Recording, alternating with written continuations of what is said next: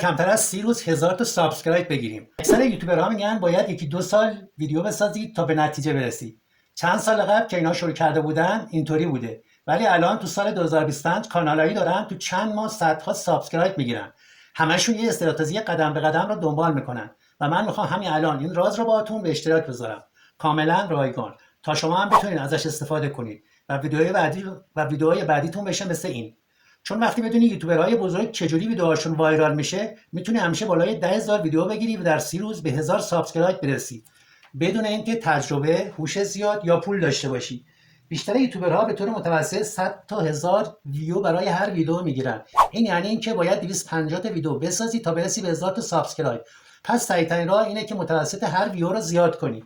یوتیوبرهای بزرگ یه استراتژی ناب دارن که برای وایرال شدن ویدیوهاشون استفاده میکنن و تو هم میتونی این استراتژی رو برای کانال خودت به کار ببری. ولی خب اینا یه رازها رو بین خودشون و دوستانشون و گروهان خصوصی نگه میدارن. برای همینه که اونا هر روز بزرگتر و بزرگتر میشن و تو هر روز صبح بیدار میشی و میبینی هنوز هیچ سابسکرایبی نگرفتی. و اگر با همین استراتژی بری جلو و درکش کنی، میتونی با ساختن حتی 2 تا ویدیو الگوریتم رو شکست بدی. همه یوتیوبرهای بزرگ این کار را میکنن و اگر از این روش استفاده کنی همیشه نتیجه خوب میگیری.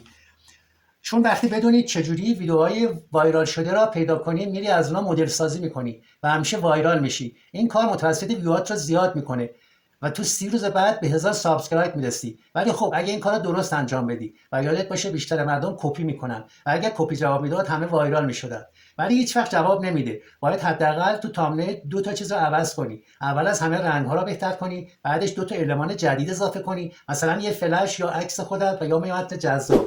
ولی اگه میخوای بیننده ویدیوات رو ببینه، بعد از کلیک فقط 5 ثانیه فرصت داری که بیننده بره یا بمونه. من یه راه تضمینی پیدا کردم که مطمئن میشی که میمونه و همه چی برمیگرده به سوگیری تایید.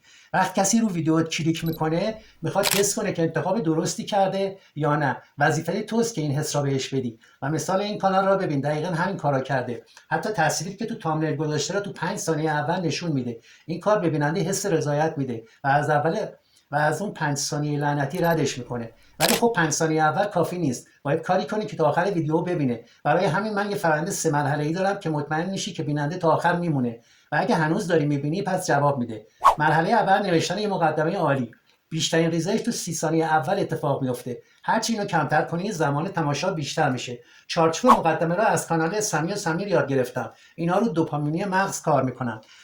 خط اول مقدمه که بیننده تایید بده که این همون ویدیویی که روش کلیک کرده. باید حلقه‌ای باز بذاری، سوال ایجاد کنی که جوابش دیرتر بدی. این باعث میشه مغز بیننده تشنه بمونه. بعدش باید انتظارات درست ایجاد کنی. 90% یوتیوبرها اشتباه میکنن. فکر میکنن سرعت مهمه. واقعا باید به مخاطب بگی ویدیو چه شکلیه، آرومه، سریعه. اینطوری ریاکشن ویدیوت بالا میره و نشون میده که منحصر به فردی. مثلا من میگم میخوام 1000 یوتیوبر را برسونم به 1000 سابسکرایبر، اونم مجانی. حالا میمونه بدنه ویدیو که هم باید جواب بدی و هم حلقه‌های باز را ببندی. هر حلقه که بسته بشه دوپامین آزاد میشه و تا آخر رسیدیم به CTE، تشویق انجام کار. و من معمولا میگم ویدیو بعدی کانالم را ببین و همین تغییر کوچیک باعث شد کلی ویو اضافه بگیرم.